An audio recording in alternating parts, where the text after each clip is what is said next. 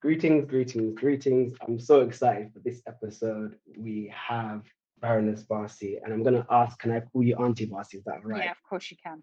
Brilliant. Thank you. So, in kind of just straight away, I want to ask you, in regards to your work, your career, and all that you've been up to, what advice would you give to your younger self? Gosh, I think that's such a hard question because I think I would give myself some advice and then I just wouldn't follow it. Uh, I think the advice I would give myself is to say that don't take life so seriously and Okay. learn to live a little as well, because I feel that one of the things that I don't do very well is live alongside all the work that I do. But then knowing the Okay. way that I am, I would give myself that advice and then just ignore it and then just carry on working. So I think I've not been great at striking the right work-life balance during my life. Okay. And I think sometimes you need those moments of being able to recharge your batteries to carry on Of being as course. strong in work. Of course, of course. I mean, you have an amazing career behind you and something that, many people can feel inspired being, a Muslim in cabinet, in government at the time. However, you're still kind of, some would say on the front line, you're still talking about Islamophobia, talking about these key issues that we face in society. I'm 26 years old and I've been told as I get older, I become more centrist, maybe. I will become more centrist, sorry. I will develop a sense of apathy and I'll kind of lose my steam. Mm. Because what we do find on the streets today, we see a lot of young people are, they are the kind of energy behind, they're the people going to protest, they're the people behind the streets. Do you think that is the case? I think there's a lot of people who jump on an issue and do it for a little while and then move on. And what you have to understand is that change doesn't come within days or months or even years. And you Hmm. may find your lifetime campaigning on an issue and you may only move forward by a few steps, or alternatively you may move backwards, but it would have been far worse had you not been involved. So one of the things that I talk about often is that it's not always what you're achieving, it's what bad you're stopping from happening.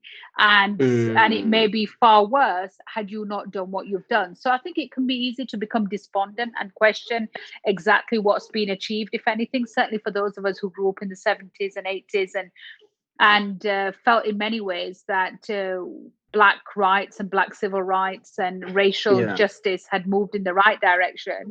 Often we now sit amongst ourselves, those of us who are now kind of late 40s, early 50s, and we will say, have we actually achieved anything? Have we really managed to make progress in the way that we thought we would have made progress by now? And so I think you can sometimes sense that things have gone backwards. And certainly, I think on the issue of racial justice, whether it's in the US or even in the UK, the debate has become much more fractious in many ways. And the kind of racism that we're now having to deal with is far more respectable than the kind of racism that we were dealing with when we were younger, where it was on the street and you knew what you were dealing with, and you could kind of you Mm, could see it, and you could, you were invariably felt it because it was physical. But now yes. it's just far more insidious. Would you say, yeah, assiduous? Yes. And I think for that reason, what I would say to people is that don't expect everything to happen immediately. And I think sometimes because you are the immediate generation where you can just order something and within 24 hours, as my kids regularly, I realize with what my kids do, they order something last thing at night and first thing in the morning, somebody's knocking on the door, delivering it. You Yep. are this kind of immediate fast food, fast, shopping generation. I think you do expect things to happen quickly, but change doesn't always happen that quickly. And you've got to embrace it. But if it doesn't, you've got to have the tenacity and the commitment to keep going. Okay, that's very, I mean, that's great advice. Have things gotten better or has racism just become something different? I think it's a different form of racism that we now face, particularly for somebody like me who's, you know, been privileged enough to have a very good social mobility story. So the kind of people Yes. I hang out with these days are less likely to be thuggish street fighters. That doesn't mean Yeah. that I still don't see it in everyday life. It's just far more sophisticated and far more and couched in far more respectable terms. And for me, the one of the most tragic forms of racism, which Britain certainly, and large parts of Europe and the US still isn't coming to terms with is Islamophobia. It's a form of racism which is still considered to be respectable in these spaces. And I think that we just need to make sure that we continue to argue the case based on evidence and clearly show why this racialization of a very diverse community is deeply dangerous and has tragic consequences if left unchecked. And I think there's that intersectionality that people don't often talk about. For me, I mean, it's almost like a target on my back being a Black man and a Muslim. Yeah, and I think from the many ways in which judgments are made about you based upon stereotypes and tropes before you've even opened your mouth, before you've even done anything. Exactly. But I think the way you can deal with that, Mamadou, is you can either say woe be me and the circumstances that I'm in, or we can be incredibly hopeful and say what a time to be in this debate, and I always consistently say, rather be part of a debate for change than to sit back and let change happen to you. Of course, undoubtedly. And that's what I do encourage young people to kind of get involved in the discussion and educate themselves on how race works, basically. But again, I want to kind of come back on that to you. You mentioned the word hope and be hopeful and, not to develop a sense of apathy. But we can see in you had a great career. You reached government. You were in a ministerial position. You had the Prime Minister's ear, and somehow we still haven't achieved the change we wanted. So what if in your position you find it difficult? What about us lot? So this is where I suppose I would disagree with you. So even my dissent is part of the maturing and part of the change. Because if you imagine, look, there are people before me who have held positions of authority and power. And yes, I was the first Muslim to be a cabinet minister, but people before that did have senior positions. And I have seen so many people in very successful senior positions where they may be there, but they don't have a voice, or they may have a voice, but they are not being heard.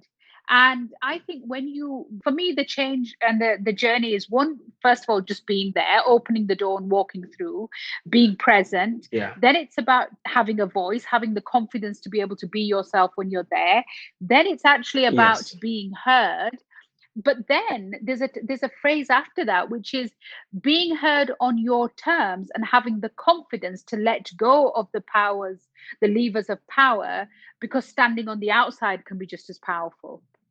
I was just about to ask you, so do you don't think the only way to achieve change is by getting involved in government and get involved in parliamentary politics? I think it absolutely is one of the biggest ways to effect change. But the only way that I can continue to exercise change from the outside is because I have been part of the process. And that's very different to never having been part of the process in the first place. Being a constant protester rather than a participator isn't really going to achieve the real change that we want to see. And I so do you feel like a sense of I love being in this space now where I do protest, but protesting after, I started off my life as a protester. I then became a participator, and I'm now, I think, a protesting participator. And therefore, I think this is change, and this is part of the maturing of us as a community and as part of the movement. Brilliant. But then do you feel like you have more legitimacy lended to you because you were once a participator? I think you speak with far more authority having been part of something. Look, you can stand on the sidelines and talk about how a game should be played. That's me in cricket commentary, right? I can tell everybody all about the rules of cricket and whether a decision was right or wrong. And, I'd make the best umpire in the world. But actually, I think I would be far more authoritative if I'd ever played the game, which I haven't. And so therefore, I think it's far more powerful to say, look, I have been there. I know how this works. I've seen this policy up close. I've made this policy, and I've seen the reasoning behind these statements and this policy. And this is why I believe it's wrong, and this is how I think it can be better.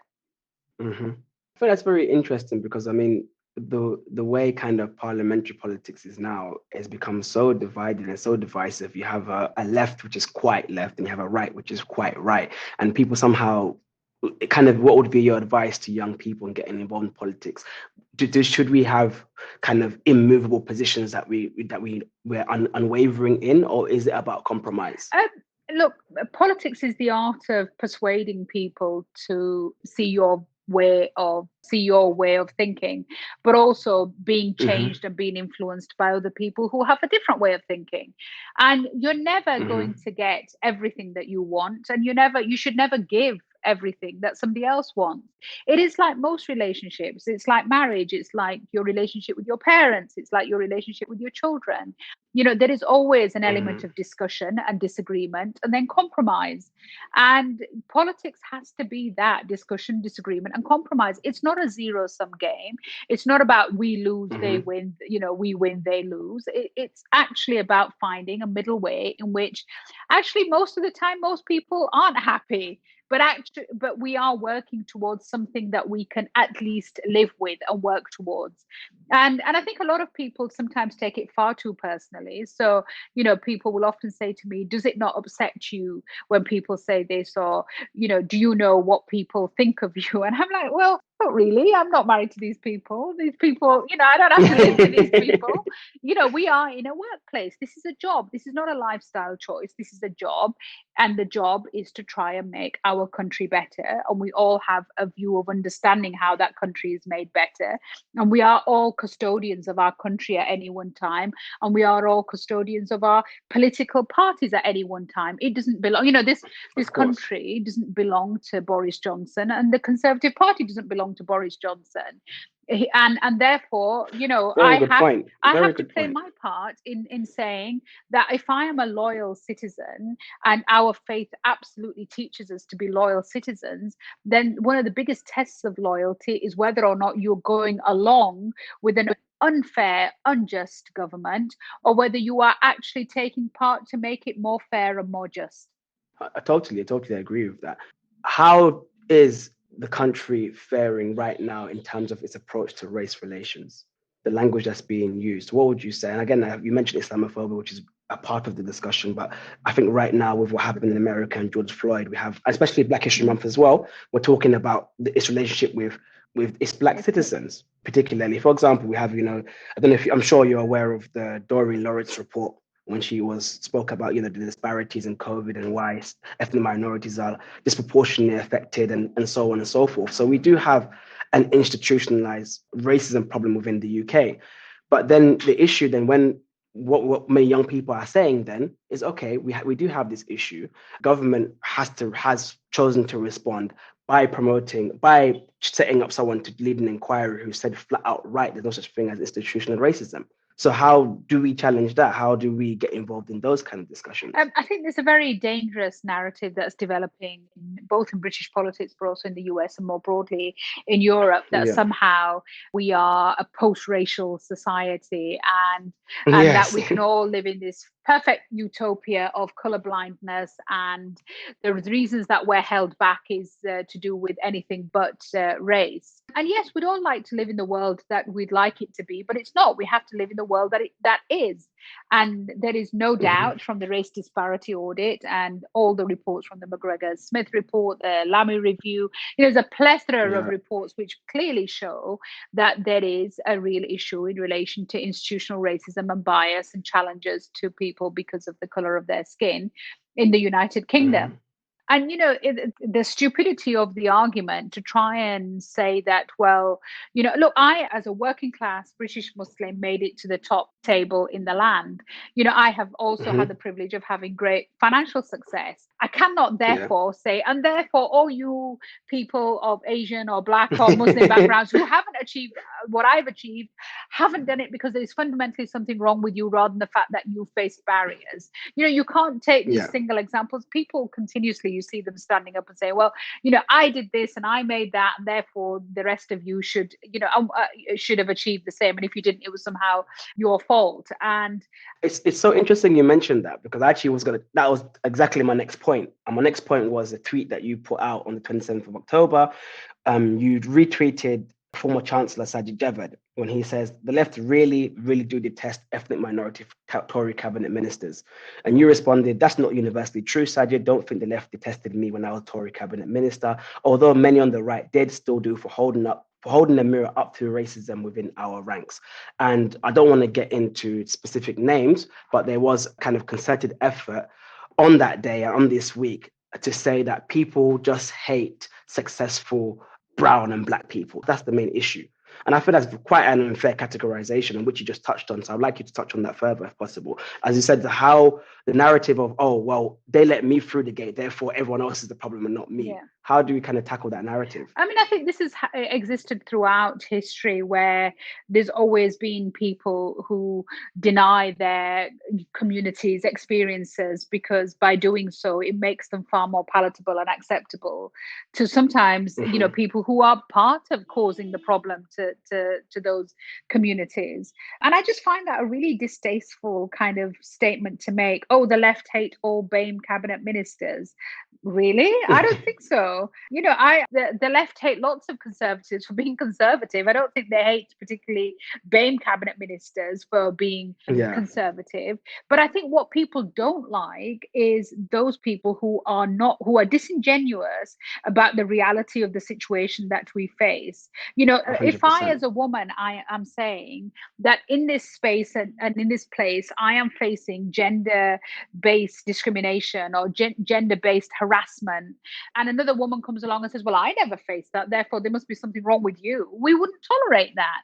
So why do we feel that one Black person or person of color can somehow disempower the experiences of large numbers of Black and brown and communities, from BAME communities?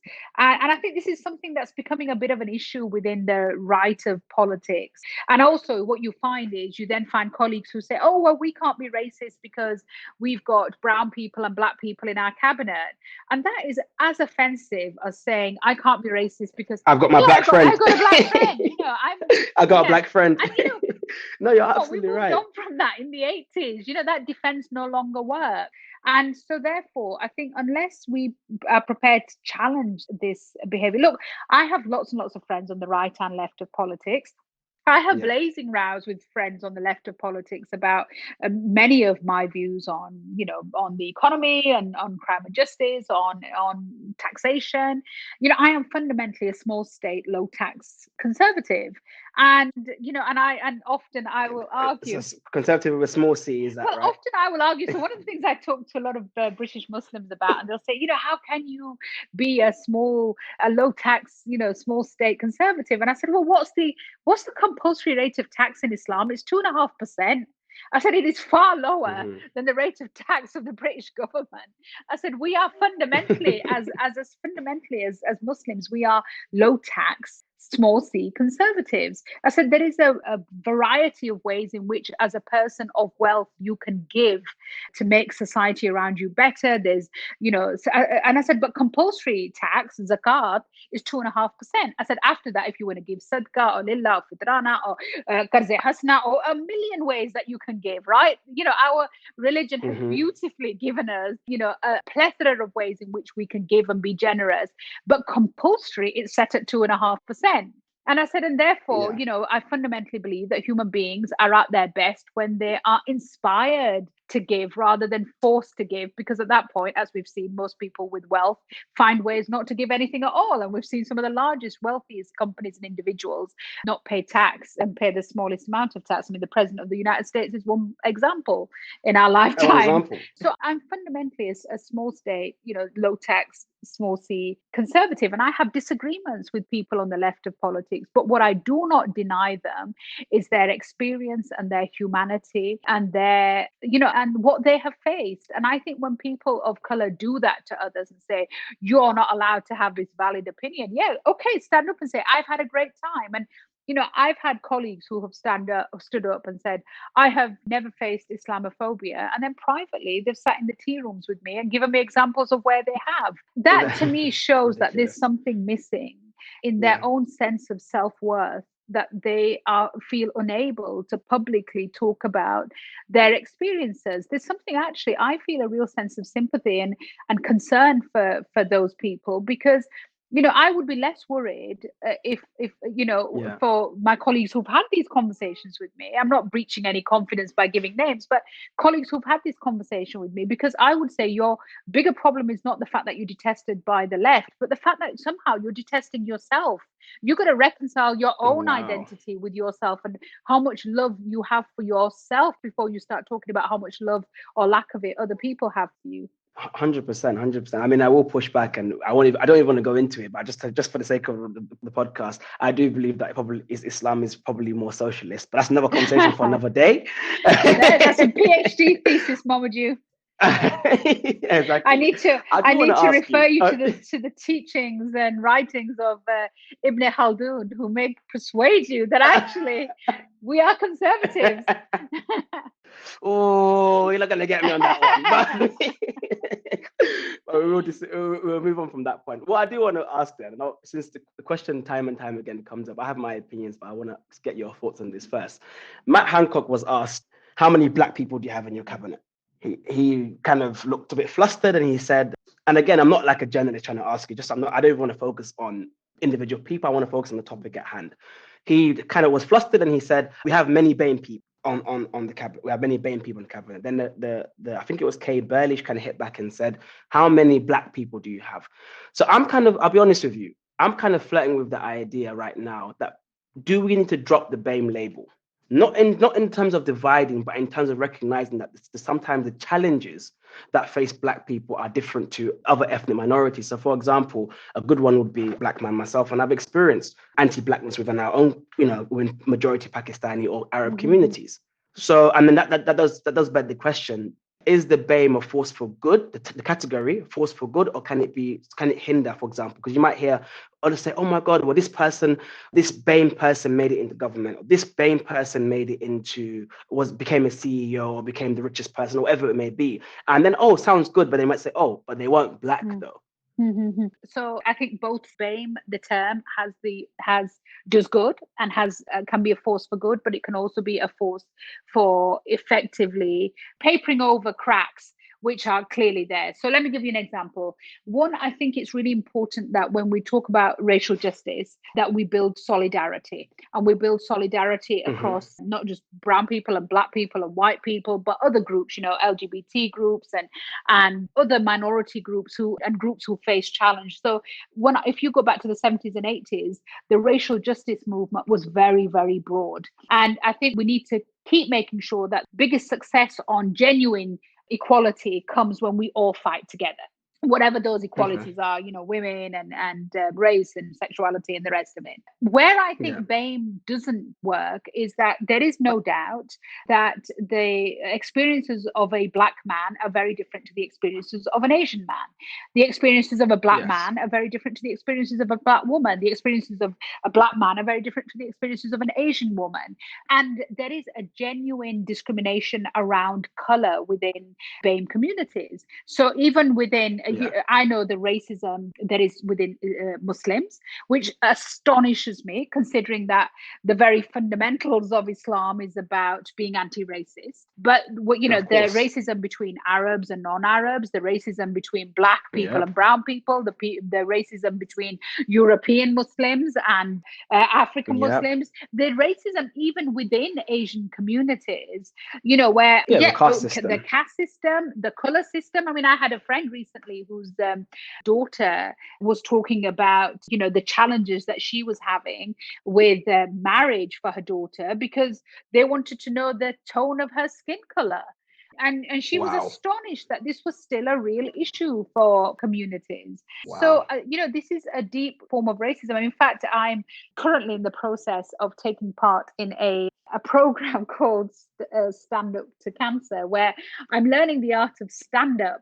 And one of the things that I've looked at is racism through the lens of what it is that drives us. If we push this right back to color, what does it drive us? And I said, what fascinates me is that, people who are light skinned want to be darker skinned. People who are darker skinned want to be lighter skinned. People who are light skinned spend a fortune on, tanning studios and sun seeking. And people who are darker skinned, this is within the Asian community, spend their whole life, and there's a whole industry Yeah. around skin lightening creams. Yeah. So yeah, Unfortunately, same as in West exactly. So Africa there as is a well. genuine real issue around how the color or the tone of somebody's skin is somehow a reflection of how acceptable they are. And this is because, unfortunately, we see things through the prism of, a colonial Western influence and what is considered to be. 100%. And only we can change that, Mamadou. Only we can change that by talking about, one of the things we don't talk about enough is inner beauty. The second thing we don't talk about is the fact that beauty comes in many forms, and the fact that actually skin and skin color and features and all of this in the end comes down to the kind of seerat of a person, the kind of personality, the values of a person. Of course. But then we are just as guilty of that. And one of the things that I talk about is there racism within BAME communities and Muslim communities? Of course there is. The question you have to ask yourself is, do you have enough power to allow your bigotry to influence the decisions of that impact other people's lives? Yeah, and that's very a really good, important thing. So I could be a person who has absolutely no authority, no power, no financial kind of clout, and I could be a bigot, and I'm unlikely, other than to say a few rude things to somebody on the street, I'm unlikely to be able to impact materially on the outcome of other people's lives. But if you are in a position of authority and you are in charge of power and in government, and you have access to huge wealth and influence, and then you're bigoted, well then I'm sorry, your racism and dealing with your racism matters far more, because you're going to impact on people's lives. And I think certainly within the Muslim community in Britain now, there's much more awareness about racism within Muslim communities, and I think the younger generation are pushing back, because the younger and it's getting. I have to be honest. It is getting better. And I have to be honest. It's getting better. It's not as quick as I would like it, but it is getting better. Thankfully, what is changing that is that the younger generation are marrying people that they want to marry, and therefore, we've, in a way that, say, grandparents' generation, who all came and lived in small communities around the world where everybody else around them looked like them, and therefore the difference other was simply because they'd had no contact. I think the fact that we live in this world now where we are all super connected and people from around the world can marry people from around the world means that I think eventually we will all have skin in the game, so to say, and therefore we will have no option but to accept the fact that our families are made up of many, many different backgrounds and colors and ethnicities. 100%. I mean, just a few more questions. Education. You mentioned the term colonialism, and you said that we do look at the world through the prism of a colonial lens, which many people do. Then recently, again, with Black History Month and the Commons debate on race, and people said terms like colonialism, terms like white privilege, white supremacy, they are divisive terms and should not. And some, I believe I can't pronounce her name. I think it's Kemi Band. I forgot her last name. She's the equalities minister, and she said something along the lines of, she said she had the whole thing of railing against critical race theory, which is, again, surprisingly the same with Donald Trump said the same thing. But she says, it teaches that white people are oppressive and my blackness is a victims and so on and so forth. And she said that, it will become illegal if we teach white privilege as an uncontested fact and all these things. I was quite confused and quite dismayed that someone would say that. That's my personal opinion. But what I would ask from you, do you think teaching things like colonialism in schools or teaching white privilege and white supremacy and all these things, are they divisive? Absolutely not, because they're facts. Exactly. Yeah. I'm glad you said that. Colonialism is a fact. What happened around the world when people went to countries around the world and effectively took over those countries and then ruled those people on the basis of values which were and a culture which was not developed organically in those societies and communities.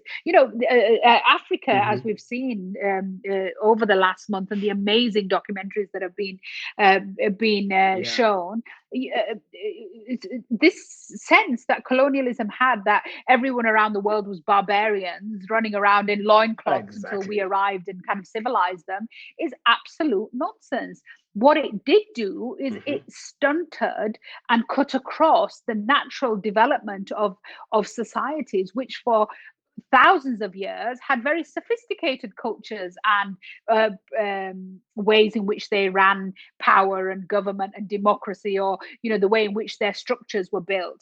And the fact that we felt that our structure was somehow better and we had to superimpose it upon everybody else around the world, and they just had to accept it, was fundamentally wrong. We have to accept that. Of course. And the fact that, somehow with that came the privilege, which to this day still exists. Now, look, we may be here in 400 years' time when the superpowers of the world are, Africa and China or whoever it may be, and we may be talking about Black privilege. But unfortunately, until we get to that point, we have to talk about the reality of the world that we live in, which means there is a white privilege in the way in which things work.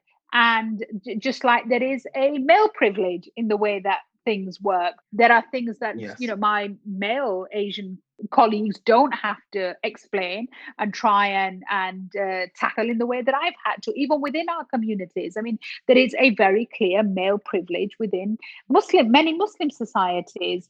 And therefore, if men in the Muslim society suddenly started turning around and saying, oh, I don't want to talk about male privilege and how people have interpreted Islam to basically suit men for many, many generations, and somehow written out of history the great contribution of female scholars in Islam and female inventors in Islam and female, generals and women who went into battle in Islam. If we've written all of that out, which unfortunately over time, but bits of it have been written out, then, we're not going to push back women from having their say. I mean, what I find fascinating is that white men invariably who talk about not wanting to talk about white privilege are also the ones that want to talk about Muslim male privilege. Right? I've never known Islamophobes be so committed to female rights within Muslim communities. I've never known, homophobes to be so committed to LGBT rights within Muslim communities. And it's that whole kind of old essence of when we in Britain were telling women that they could not have the right to vote, we were trying to liberate women in Northern Africa because we felt that they needed to be given rights, but we didn't feel that our own white women needed to be given rights by having the vote in London. So, I will not stand by and allow the hypocrisy of these arguments to be made when fundamentally they're not based on any evidence or fact. Yeah. And I feel like it's very telling, the stories a nation tells about itself. So, for example, we have, people like to portray Britain as this kind of altruistic state that one day was involved in transatlantic slavery, but then all of a sudden they got some kind of, they kind of developed their moral compass and became righteous, and thank God they abolished slavery. And again, that's the story that I was told. Then William Wilberforce came about and he was an abolitionist, which is only part of the story, because at the same time Britain was, yes, indeed, did abolish slavery. You had them helping the French uphold it in Haiti. Yeah. It's just very interesting how the stories we tell about. So this is the argument. This is the argument, Mamadou, of ex-extremists. So there's a big thing, isn't there, that I was an extremist and I wanted to join an extremist group and I wanted to do lots of nasty things, but then I saw the error of my ways, and now I'm an ex-extremist and I have a go at all of the Muslims who I think are extreme because they're not ex-extremists. And my argument consistently is, I'm really sorry if you don't want me to pat you, if I find it difficult to pat you on the back for undoing a problem you created, right? Most of us were never extremists, and therefore most of us don't have to be ex-extremists. Most, people who didn't engage in slavery didn't have to be abolitionists. And therefore, if you're simply undoing the problems that you created, well, forgive me for not standing to ceremony on that. Exactly. And just finally, because it's hot topic today, what's your take on critical race theory? Why are people so against it in society these days? I'm someone who studies critical race theory, and all it says in essence is it is a tool of how we come to understand how racism works within society. Yeah. I don't understand why there's such a great pushback against it. Well, because there are vested interests in making sure that we continue not to make the case for racial justice. I have some very interesting emails that arrive on my desk, and occasionally I get some very offensive emails, and occasionally when I'm feeling very brave, I actually reach out to these people and even have lunch or coffee with them, and I kind of try and understand their mindset. And not so long ago, I met with a gentleman. Now I wouldn't say he was elderly, but he was kind of beyond middle age, and and when I realized at the end of our conversation, he was very angry that the world around him had changed. He felt that, the women didn't know their place, children didn't know their place, the black man didn't know his place, the gay man didn't know his place. And I remember finishing this conversation saying, look, and he was very angry and he felt the world has changed, but he was trying to rationalize it as to why his viewpoint was right. And I ended the conversation by saying, look, I know this is hard for you, but the way you should give yourself comfort is that you've had it good for a very long time.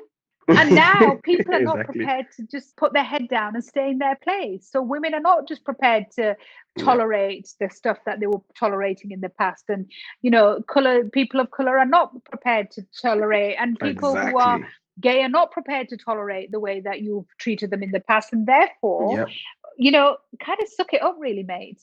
And I think that, that we've, there are entrenched vested interests in keeping the status quo because it suits people. But I'm sorry, it doesn't suit all of us. Course. And if we are on the receiving end of not being given a level playing field, then we're going to fight for change. And that fight for change is the ultimate exercise of democracy and our loyalty to our nations.